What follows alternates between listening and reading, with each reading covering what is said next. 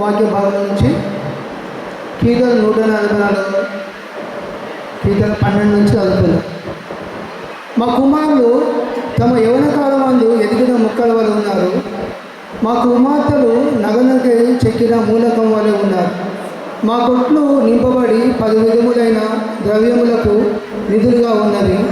మా గొర్రెలు 1000 కొద్దిగాను 10,000 కొద్దిగాను మా గడ్డి పీడలో పిల్లలు వేయించున్నవి. మా ఎట్లు గొప్ప బరువులు మోయగలవి. మా వీధులలో చొరబాటైనను ఉరుకులెత్తుడైనను లేదు. వాటిలో శ్రమగల వారి మొర వినబట్టేనూ లేదు. ఇట్టి స్థితి గల వారు ధన్యులు. యెహోవా తమకు దేవుడుగా గలజనులు ధన్యులు. ఆమేన్.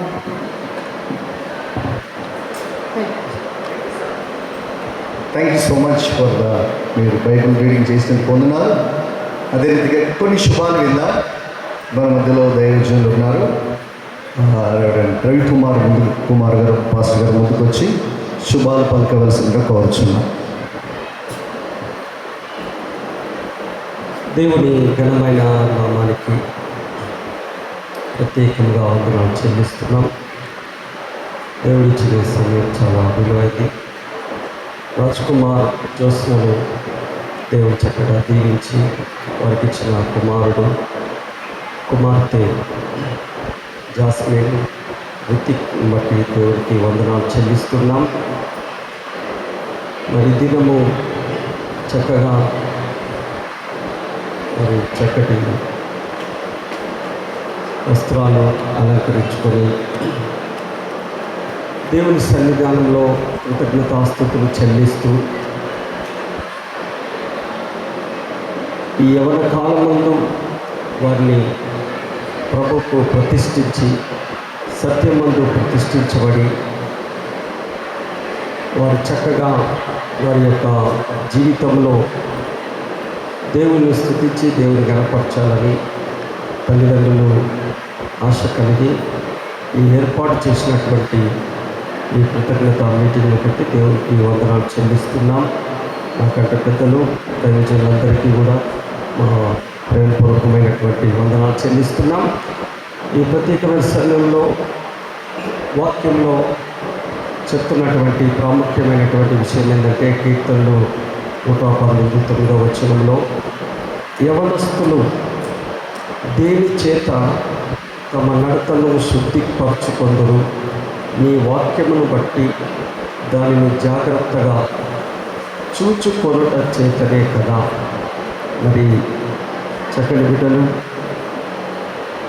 మీ జీవితంలో ఇంతమందికి దైవజనులు వాక్యం చదివారు. దేని చేత మీ నడత చక్కగా శుద్ధిపరుచుకుంటారంటే దేవుని యొక్క వాక్యమును దానిని జాగ్రత్తగా చూచుకోరు. అంటే మీ కళ్ళ ముందు దేవుని వాక్యం, మీ కనుల ఎదుట దేవుని వాక్యం ఉన్నట్లయితే, ఆ వాక్యాన్ని చూచినట్లయితే దేవుడు మీరు ఏ రీతిగా నడవాలో, ఏ రీతిగా ఆలోచించాలో, ఎందుకంటే వాక్యము ఆలోచన బలములకు ఆధారము ఆత్మ ఆలోచన ఇచ్చేటువంటి వాక్యం.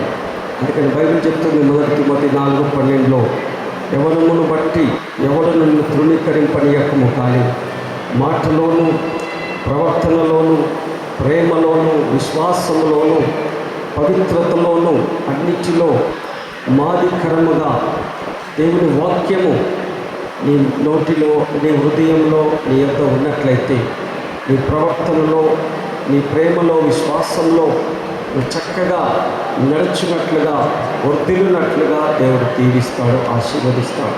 కాబట్టి ఈ ప్రత్యేకమైన అకేషన్లో మీ కళ్ళ ముంగట దేవుని వాక్యముండును గాక, మీ నోట దేవుని వాక్యముండును గాక, మీరు దేవుని యందు భయభక్తులు కలిగి చక్కగా ఆయన యొక్క మార్గంలో యందు చక్కగా మీరు నడిచి వర్ధిల్లినట్లుగా మీ యవన కాలమందు ప్రభుకు ప్రతిష్ఠితులై సత్యమందు ప్రతిష్ఠించబడి వాగ్దానం చేయబడిన ఆత్మ చేత ముద్రించబడి చక్కగా మీరు వర్ధిల్లినట్లుగా దేవుడు దీవించి ఆశీర్వదించుగాక.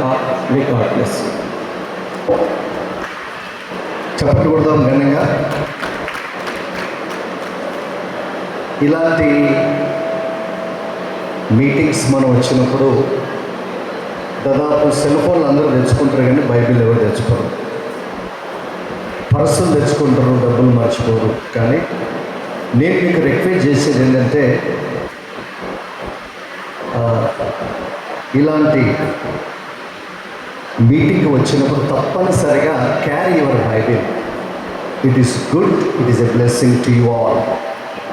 దేవునికి స్తుతి చెల్లిస్తున్న దాన్ని బట్టి మీరెవరు ఇప్పుడు మాట్లాడొద్దు, కూర్చోవాలి. మీ సెల్ ఫోన్లు సైలెన్స్లో పెట్టుకోవాలి. దేవుని వర్తమానం వినబోతున్నాం. మన మధ్యలో ఉన్న దైవజనులు రెవరెండ్ డాక్టర్ బాబురావు పాస్టర్ దైవజనులు ఉన్నారు, అభిషక్తులు. గుండ్రుపుర సెంటినరీ బ్యాప్టిస్ట్ చర్చ్కి సంఘ కాపరిగా ఉన్నారు. వారు మన మధ్యలో ఉండడం చాలా సంతోషం. వారు యవనస్తులు ఇరువురి కొరకు, మనందరి కొరకు పరిశుద్ధాత్మ దేవుడు వారి ద్వారా మాట్లాడతాడు. కాబట్టి మీరు దేవుని వాక్యానికి సమయం ఇవ్వాలి.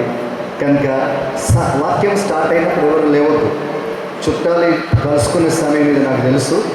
భోజనాలకు కార్యక్రమం అయిపోయినాక కలుసుకోండి. అది చాలా ప్రాముఖ్యమైనది. మీకు ఆశీర్వాదం. ఇద్దరు యవనస్తులు జోస్మైన్ రితిక్ ఆశీర్వాదంగా ఉంటుంది. కాబట్టి మీరు సహకరించవలసింది కోరుచను. దైవజనులకు ఈ సమయాన్ని అప్పగిద్దాం. గట్టిగా చప్పట్లు కొట్టి వారిని ఆహ్వానిద్దాం.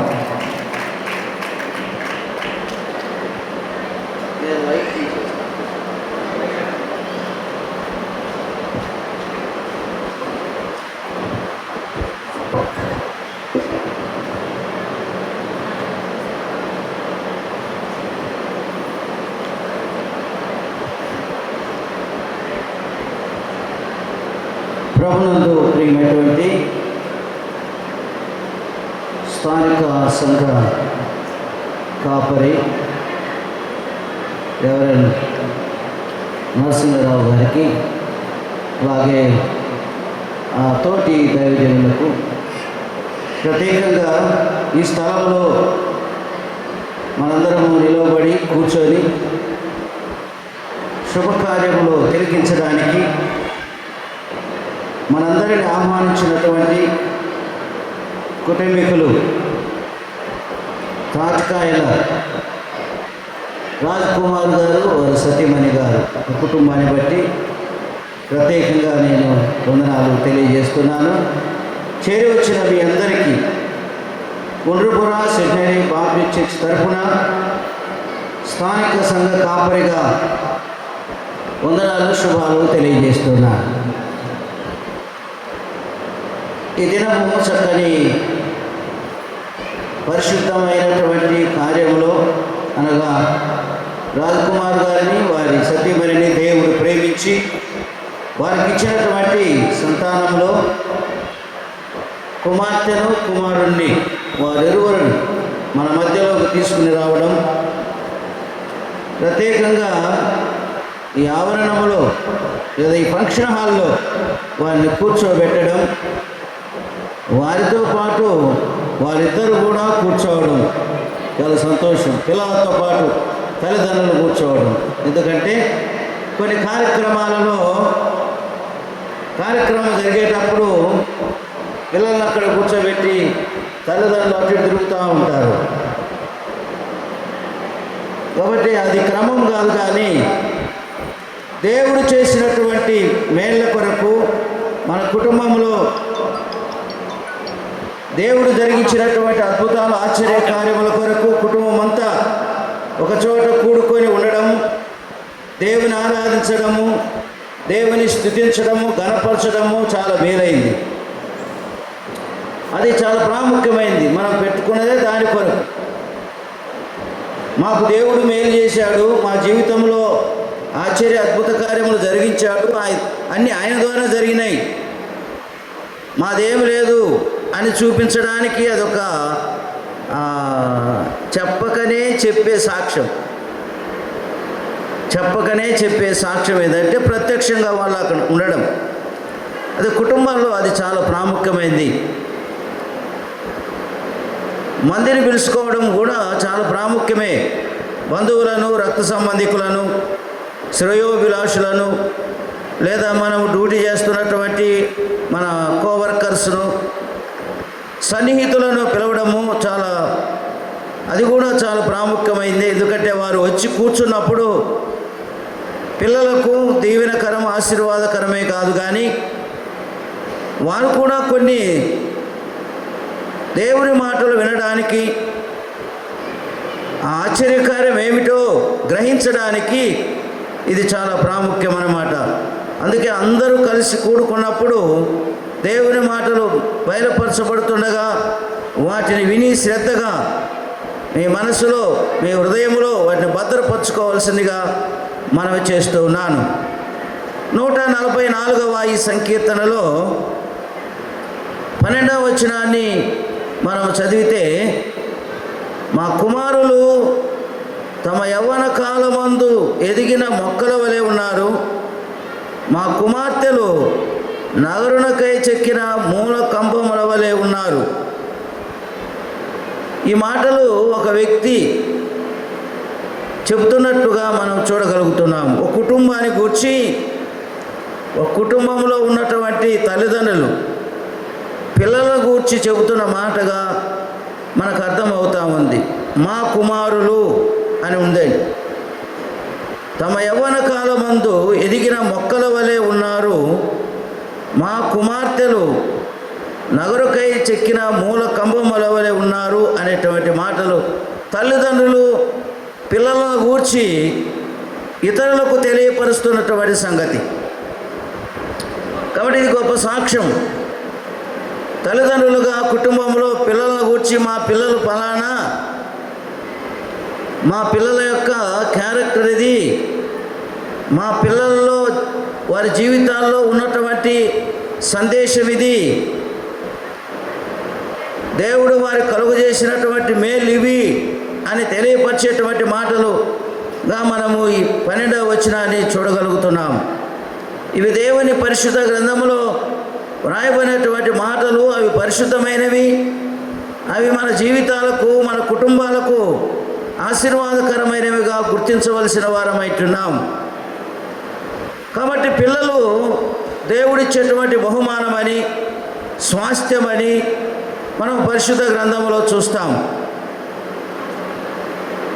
ఈ సంతానం అనేది దేవుడిచ్చేదే, మనుషుల వల్ల కలిగేది కాదు. ఎందుకంటే పరిశుద్ధ గ్రంథంలో చాలామంది భక్తులు, చాలామంది భక్తి కలిగినటువంటి స్త్రీలు దేవునితో స్వయంగా మాట్లాడినప్పుడు దేవుడు వారిని జ్ఞాపకం చేసుకొనెను అని ఉంటుంది. పిల్లలను ఇచ్చే విషయంలో దేవుడు వారిని జ్ఞాపకం చేసుకోవడం ద్వారా దేవుడు వారికి సంతానాన్ని కలుగజేశాడు.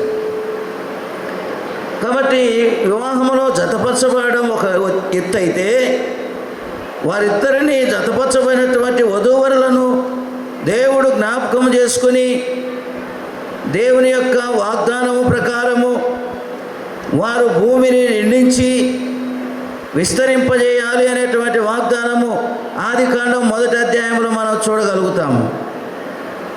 మీరు ఏలుడి అనే మాట కూడా అక్కడ ఉంది. అది నెరవేర్పు జరిగించాలి అని అంటే అది దేవుని ద్వారానే జరగాలి. అందుకే వారిని జ్ఞాపకం చేసుకునే వారిద్దరిని దేవుడు ఆశీర్వదించి ఒక కుమార్తెను, ఒక కుమారుడిని అనుగ్రహించారు. కాబట్టి బిడ్డల విషయంలో ఆడపిల్లలైతే ఒక వయసు వచ్చిన తర్వాత, వయసు వచ్చిన అనే మాట హెబ్రీయులకు రాసిన పత్రికలో వ్రాయబడి ఉంటుంది. 5వ అధ్యాయంలో 14 వచనం మనం చూస్తే, ఎవరైనా ఒకరు ఆ లేఖన భాగాన్ని చదవగలిగితే మంచిది. హెబ్రీయులకు రాసిన పత్రిక 5వ అధ్యాయము 14వ వచనం. వయసు వచ్చిన వారు,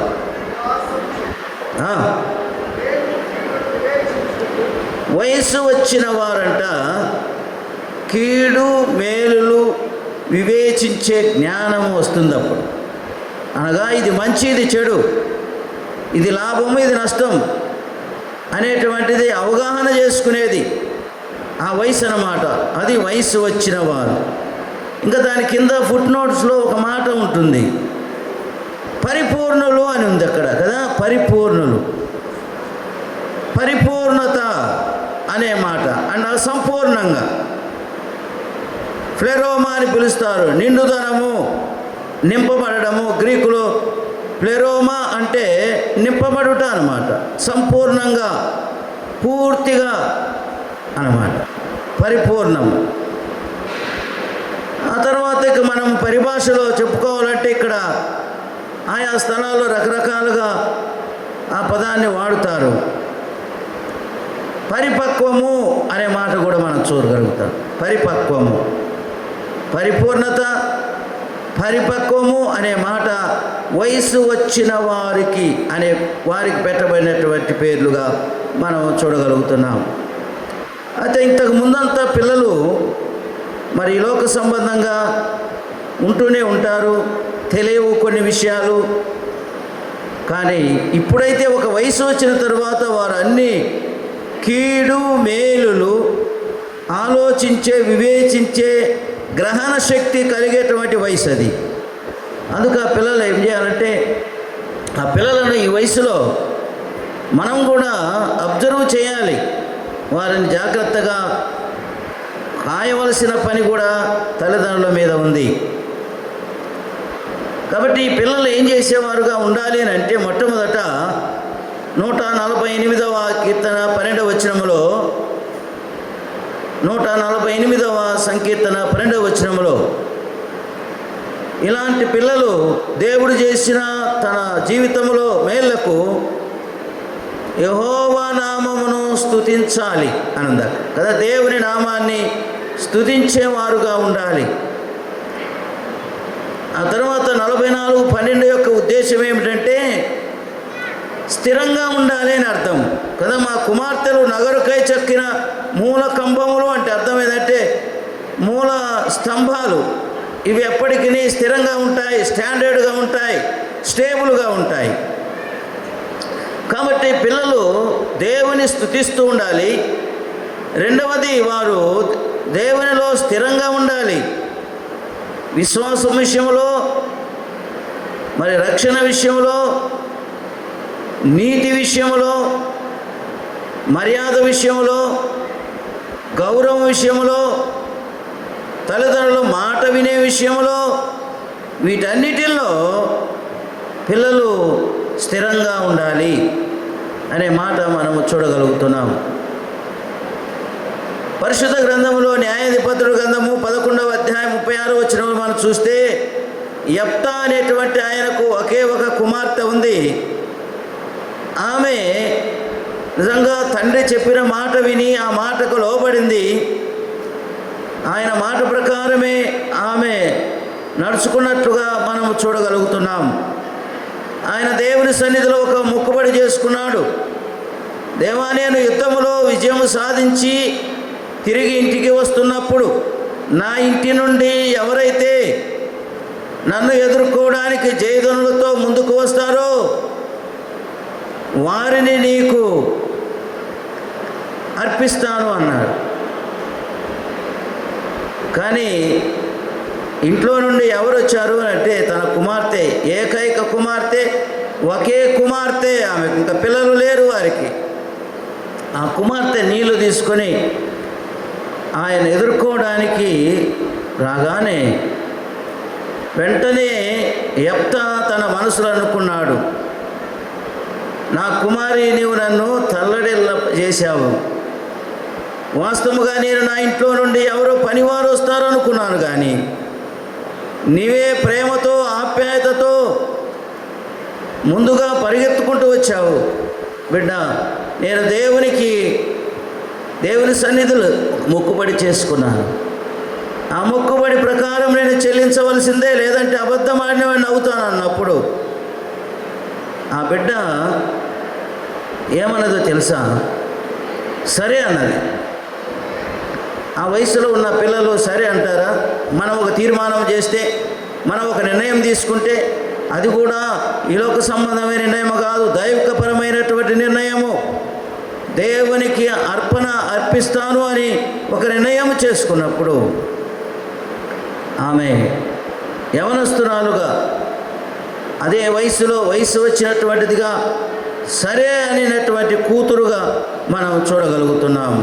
అంటే తండ్రి మాటకు లోబడ్డట్టుగా, తండ్రి మాట జవదాటనిదిగా, విధేయురాలుగా ఉన్నట్లు మనం చూడగలుగుతున్నాం. ఈమె ఎలాంటిది అంటే, యెఫ్తా కుమార్తె ఎలాంటిది అంటే, వినాలిరా పాప, నీ పేరే పేరు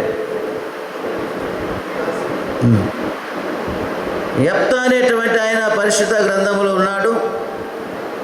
ఆయనకు ఒకే ఒక కుమార్తె.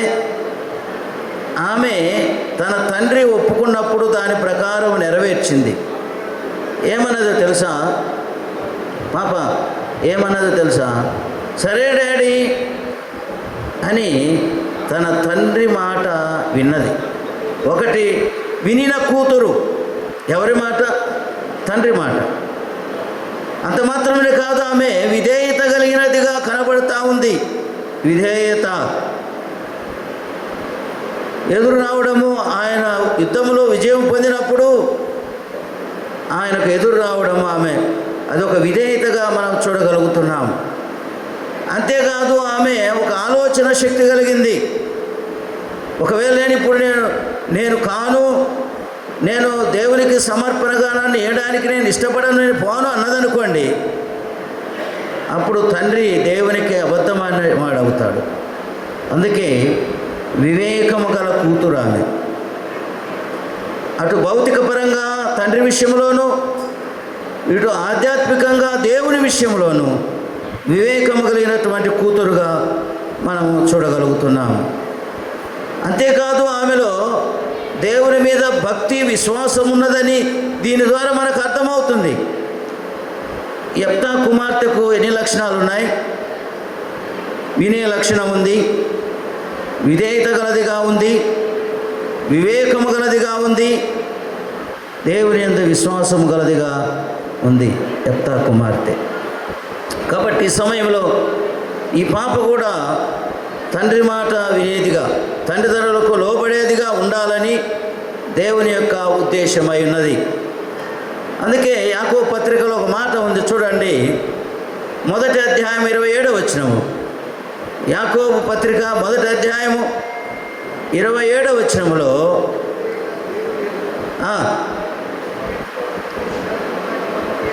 పవిత్రమును నిష్కలంకమైన భక్తి ఏదనగా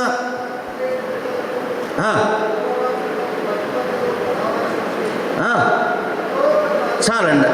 ఇహలోక, అది కావాలి. ఇహలోక మాలిన్యము తనకు అంటకుండునట్లుగా చూసుకోవటం. హల్లెలూయా, హల్లెలూయా.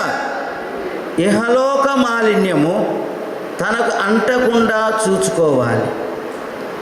ఈ లోకములో ఉన్నదంతా నేత్రాశ, శరీరాశ, జీవపడమము, అది తండ్రి వలన కలిగినది కాదు, అది అపవాది ద్వారా కలిగినవి అవి.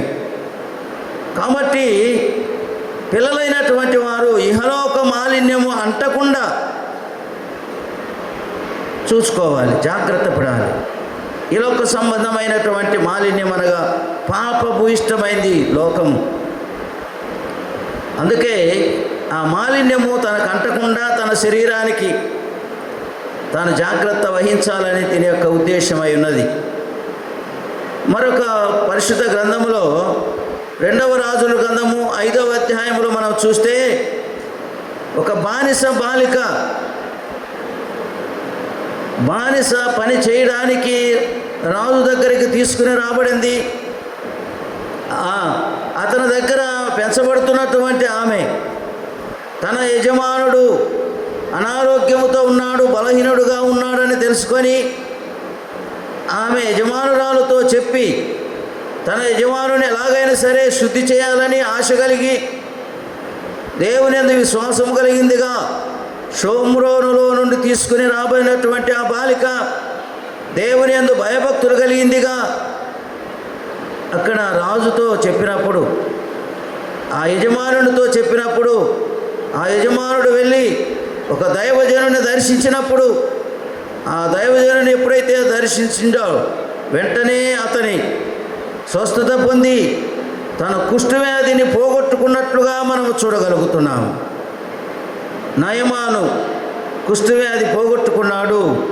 ఎవరి ద్వారా అంటే ఒక బానిస బాలిక, ఒక అమ్మాయి చెప్పినటువంటి మాట విని ఆయన ఒక రాజు, ఇశ్రాయేలు రాజు దగ్గరికి వెళ్ళి, ఇశ్రాయేలు ప్రవక్త దగ్గరికి వెళ్ళి తనకు స్వస్థత పొందినట్లుగా మనం చూడగలుగుతున్నాం. అప్పుడు ఆ నయమాను ఆ దేవుడైనటువంటి యెహోవాను ప్రసిద్ధి చేసినట్లుగా మనం చూడగలుగుతున్నాం.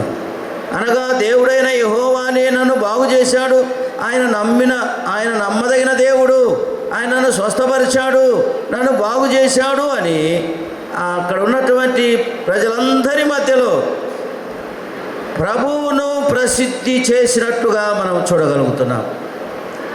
ఒక బానిస బాలిక ద్వారా ఆ యజమానుడు బాగుపడడం ద్వారా ప్రభువును ప్రసిద్ధి చేసినట్టు చూస్తున్నాం. కాబట్టి ఒక బాలిక తన ప్రభువును ప్రసిద్ధి చేసేటట్లుగా ఆ గృహంలో తాను ప్రవర్తించింది. అంత మాత్రమే కాదు, మనము అపొస్తలుల కార్యగ్రంథములో 12వ అధ్యాయంలో మనం గమనిస్తే 12వ అధ్యాయము 12వ వచనము నుండి మనం చూసినట్లయితే ఇతని పేతురు చెరసాల్లో వేయబడ్డప్పుడు సంఘమంతా కలిసి ప్రార్థన చేస్తూ ఉండగా దేవుడు అద్భుతం చేసి దేవుని యొక్క దూత ద్వారా పేతురును తీసుకొని బయటికి వచ్చినప్పుడు పేతురు పరిగెత్తుకుంటూ ఒక ఇంటిలో, మరియా అనేటువంటి ఆ ఇంటిలో సంఘమంతా కూడుకొని ప్రార్థన చేస్తూ ఉండగా వారి మధ్యలో ఈ అమ్మాయి ఉన్నది. ఆమె పేరే రొదే. ఈ రొదే అనేటువంటి ఈ బాలిక, ఈ అమ్మాయి, ఈ పేతురు ప్రభువు శిష్యుడు, ఈ పేతురు ప్రభువు శిష్యుడు అని ప్రసిద్ధి చేసినట్టుగా మనం చూడగలుగుతున్నాం. ప్రభువును ప్రసిద్ధి చేసింది బానిస బాలిక అక్కడ ఒక యజమానుని ద్వారా. ఇక్కడ శిష్యుని కూడా ప్రసిద్ధి చేసింది ఒక చిన్నది, రోదే అనేటువంటి చిన్నది. ఈమె కూడా ఆ మరియా ఇంటిలో బానిసగా పనిపిల్లగా ఉంది. ఆయన నమ్మకంగా ఆయన స్వరాన్ని గుర్తించింది. యేసు ప్రభు యొక్క శిష్యుడైన పేతురు స్వరము గుర్తించినట్టుగా మనము చూడగలుగుతున్నాము. ఆ తర్వాత మనము అపొస్తలుల కార్యగ్రంథం 21వ అధ్యాయం 8వ వచనములో ఫిలిప్పీ అనేటువంటి ఆయన సువార్తికుడుగా ఉన్నాడు. ఆయనకు కుమార్తెలు ఉన్నారు. ఆ కుమార్తెలు ప్రవచించేవారుగా ఉన్నట్టుగా మనం చూడగలుగుతున్నాం. కనుక ప్రియులారా, ఈ సమయంలో ప్రవచించేటువంటి బిడ్డలు, ప్రభువును ప్రసిద్ధి చేసేటువంటి పిల్లలు, ప్రభువు శిష్యుడు ఫలానాని ప్రసిద్ధి చేసినటువంటి బాలిక రొదే, అలాగే ప్రభువును గూర్చి ప్రవచించేటువంటి బిడ్డలుగా మన కుటుంబాల్లో పిల్లలు ఉండాలని ప్రభు యొక్క ఉద్దేశమై ఉన్నది. కాబట్టి ఈ రీతిగా మన పిల్లలు మన కుటుంబాలలో, మా కుమార్తెలు నగరుకై చెక్కిన మూల కంబముల వలె ఉన్నారు. మూల కంబములాగా అనగా వారు స్టాండర్డ్గా ప్రభువును స్తుతించేవారుగా, విశ్వాసములో స్థిరంగా ఉండి, తల్లిదండ్రులకు లోబడి, తల్లిదండ్రుల మాట విని, తల్లిదండ్రులకు విధేయత చూపించి, వివేకము కలిగిన వారై విశ్వాసముతో సరే అయినటువంటి పిల్లల్లాగా ఈ దినము ఈ పిల్లలు ఉండాలని నేను ప్రభు పేట తెలియపరుస్తూ ఈ అవకాశం ఇచ్చినటువంటి మాస్టర్ గారికి వందనాలు తెలియజేస్తూ నేను ముగిస్తున్నాను. దేవుడు పరిశుద్ధ వాక్కులను దీవించునుగాక. అనుభవజ్ఞులైన దైవజనులు చక్కని వర్తమానము యవనస్తుల కొరకు మనందరి కొరకు అందించను. మరి కుమార్తెలు కుమారులు ఏ రీతిగా దేవుడికి స్పందించి దేవుడు ఏ రీతిగా వాడుకున్నాడో తెలియచేసిన దైవజనులకు వందనాలు తెలియజేస్తూ ఉన్నాం. దేవునికి మహిమ కలుగునుగాక. మీరిద్దరు లేచి నిలబడినట్లయితే ప్రార్థన చేద్దాం. వారి కొరకు తెచ్చిన నూతన వస్త్రాలు ఉంటే తీసుకురావాల్సిందిగా కోరుచున్నాం. సమయం అవుతుంది కాబట్టి వారు వస్త్రాలు తెచ్చేలోపు 2 మాటలు నేను చెప్తాను వీరి కొరకు. జాస్మిన్ అండ్ రితిక్ అంతేనా? రితిక్ జోయల్ ఈ దినం మరి వీరు వస్త్ర ధారణ ధరించుకోవాలని ఇష్టపడుతున్నారు. దేవుని వాక్యం విన్నారు మీరు, మీ హృదయంలో నిలవాలి. ఈ ధారణ గురించి 2 మాటలు చెప్తాను. ధరించుకొనుట. మొట్టమొదటిదిగా బైబిల్ గ్రంథంలో ఆదామవ్వలను దేవుడు మహిమా ప్రభావంతో కిరీటాన్ని ధరింపజేశాడు. వారు ధరించుకున్నారు. కానీ ఏమైంది? ఆ ధారణ అవిధేయత చేత ఆ ధారణ పోగొట్టుకున్నారు. తిరిగి యేసుక్రీస్తు వారు వచ్చి ఆ ధారణ మరలా అనుగ్రహించారు. అయితే ఆ ధారణ, ఆ ధరించుకున్నట్టును మనం కలిగి ఉండాలంటే తప్పనిసరిగా సత్యమందు ప్రతిష్ఠింపబడాలి. జాస్మిన్ అండ్ జోయల్ ఎక్కడ? సత్యమందు ప్రతిష్ఠింపబడాలి. ఏమిటి సత్యం? Person is the truth. యేసుక్రీస్తు వారి సత్యం, ఆయన మాట్లాడిన మాట సత్యం. ఈ దినం ఏం చేస్తున్నారు మీ పేరెంట్స్? ఇంత పెద్ద హాల్, ఇంతమందిని పిలిచి గ్రేట్ సెలబ్రేషన్ చేస్తాను డాడీ మమ్మీ. హలో, థ్యాంక్స్ చెప్పాలి డాడీ మమ్మీకి. Right, okay, right, good. అయితే సత్యమందు మీరు ప్రతిష్ఠింపబడాలనగా దేవుని వాక్యమందు ప్రతిష్ఠింపబడితే అప్పుడు దేవుడు మీకు ధరించేది ఉంది. ఆ ధారణ కలిగి ఉంటారు. మీ పేరెంట్స్ తెచ్చారు, మీరు ధరించుకుంటారు. కానీ దేవుడు ధరించేది ఉంది. అది చాలా ప్రాముఖ్యమైనది. దేవునికి స్తుతి కలుగును గాక. మీరు ధరించుకోవాల్సింది ఏమిటంటే యేసుక్రీస్తు వారిని ధరించుకోవాలి. సత్యమందు ప్రతిష్ఠించబడాలి. యేసుక్రీస్తు వారిని ధరించుకున్నట్లయితే మీ మీద నిలిచేది ఏమిటంటే, ప్రియులారా గమనించండి, మనుషులందరూ పాపం చేసి దేవుడు అనుగ్రహించు మహిమను పొందలేకపోతున్నాడు. యేసుక్రీస్తు వారు భూమి మీదకి వచ్చి శిలువ మీద చనిపోయి నరుని మీద ఉన్నటువంటి దోషాన్ని, పాపాన్ని ఆ రక్తం చేత తీసివేసి వాక్యం అంటుంది తిరిగి ఆ మహిమను అనుగ్రహించెను. దేవునికి స్తుతి కలుగును గాక. Now you are covered by the glory. దేవుని మహిమ చేత కప్పబడతారు. దేవుని మహిమను ధరించుకున్నవారుగా వర్ధిల్లుతారు. దేవునికి స్తుతి కలుగును గాక. సో అందుకనే మీరు సత్యమందు ప్రతిష్ఠింపబడినట్లయితే ఆత్మచేత ముద్రింపబడతారు. అప్పుడు ఆ మహిమను ధరించుకుంటారు. మీరు ఎక్కడికి వెళ్ళినా ఈ భూమి మీద దేవుని మహిమ పరిచే వ్యక్తులుగా ఉంటారు. దేవునికి స్తుతి కలుగును గాక. సో ఆ ధారణ కలిగి మీరు వర్ధిల్లినట్లు ప్రభు మీకు సహాయం చేయనుగాక. ఆమేన్. మీరు మోకరిస్తారా? మేము ప్రార్థన చేస్తాం. అంతలా వారు వస్త్రాలు తీసుకొచ్చేలోపు దైవజనులు ముందుకు రావాల్సిందిగా కోరుచున్నాం. ఒక కాన్సిక్రేషన్ ప్రేయర్ చేద్దాం. Neel down, remove your shoes. Joel. అత్యున్నత సింహాసనముపై ఆసీనుడవై ఉన్న దేవా, అత్యంత ప్రేమ స్వరూపిణి నీవే, ఆరాధింతును నిన్నే. అత్యంత ప్రేమ స్వరూపిణి నీవే, ఆరాధింతును నిన్నే.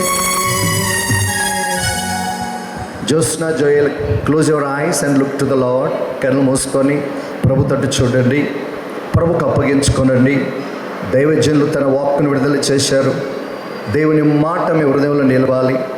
ప్రభువా, మమ్మల్ని సత్యమందు ప్రతిష్ఠించుము, నీ ఆత్మచేత ముద్రించుము, నీ మహిమను ధరించుకున్న వారముగా, యేసుక్రీస్తు వారిని ధరించుకున్న వారముగా, దేవుని వాక్యాన్ని ధరించుకున్న వారముగా ఈ భూమి మీద మా జీవిత కాలం అంతా మిమ్మల్ని మహిమపరచుటకు నాకు సహాయం చేయమని అడిగండి.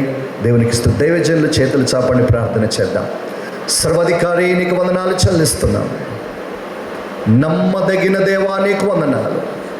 అబ్రాహాము, ఇస్సాకు, యాకోబుల దేవుడు తండ్రి నీకు కృతజ్ఞతలు చెల్లిస్తున్నాం. మా తరతరములకు నివాస స్థలము నీవే. దైవజనులు నీ వాక్కును విడుదల చేశారు, శుభాలు పలికారు. వీరి జీవితంలో వాక్కు సదా నిలుచున్నట్లుగా ప్రార్థిస్తున్నాం. ఈ లోక మాలిన్యం వీరికి అంటకుండునుగాక. యేసుక్రీస్తు వారి యొక్క రక్త సంప్రోక్షణ గుర్తు సదా నిలుచున్నట్లుగా ప్రార్థిస్తున్నాం. సత్యమందు వీరు ప్రతిష్ఠితులై ఆత్మచేత ముద్రింపబడి నిన్ను ధరించుకున్న వారై, నీ వాక్కును ధరించుకున్న వారై, నీ మహిమను ధరించుకున్న వారై వారి జీవిత కాలం అంతా నిన్ను మహిమపరిచే యవనస్తుడుగా ఎదిగింప చేయమని వేడుకొంటున్నాం. మా కుమారులు ఎదిగిన మొక్కల వలె ఉన్నారు. మా కుమార్తెలు నగరానికి చెక్కిన మూల కమ్మము వలె ఉన్నారు. దుష్టుని బారి నుంచి కాపాడి ప్రత్యేకంగా వీరు బ్రతుకు దినములన్నీ నీ కృపా క్షేమములు వీరు వెంట వెళ్ళునుగాక. ప్రభావమును వస్త్రముగా ధరించవయ్యా. వీరు ధరించబోతున్న వస్త్రములకే వందనాలు. ఆ ప్రత్యేకతను గ్రహించి నడిపించి వర్ధలు చేయండి. దైవజనుని బట్టి వందనాలు. వచ్చిన బంధువులు, మిత్రులు, స్నేహితులు, సంఘస్థులు, శ్రేయభిలాషులను బట్టి స్తుతులు చెల్లిస్తూ తండ్రి జోస్నను, జోయల్ను మీకు ప్రతిష్ఠిస్తూ నీ కృప కింద భద్రపరిచి వర్ధలు చేయమని యేసు నామములో అడుగుచున్నాము తండ్రి, ఆమేన్. ఇప్పుడు తండ్రి దేవుని ప్రేమ, ప్రభువైన యేసుక్రీస్తు వారి కృప, పరిశుద్ధాత్మ దేవుని నిన్ను సహవాసము, సమాధానం ఇక్కడ చేరిన మనకు, భూలోకమందలి పరిశుద్ధులకు ఈ దినం ప్రభుకు ప్రతిష్ఠించుకుని మీ దేవుని స్థలం మోకరించిన జోస్నకును, జాస్మిన్కును, జోయల్కును పరిశుద్ధాత్మ దేవుడు తోడుగా ఉండి వారి జీవిత కాలమంతా విజయోత్సవంతో నడిపించి మిమ్ములు మహిమపరచున్నట్లు నడిపించి వర్ధల్లో చేయనుగాక. ఆమేన్, ఆమేన్. యా ప్లీజ్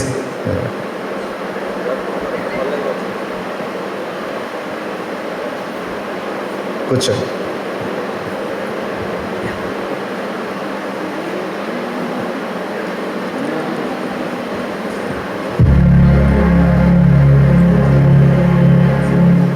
మరి వారి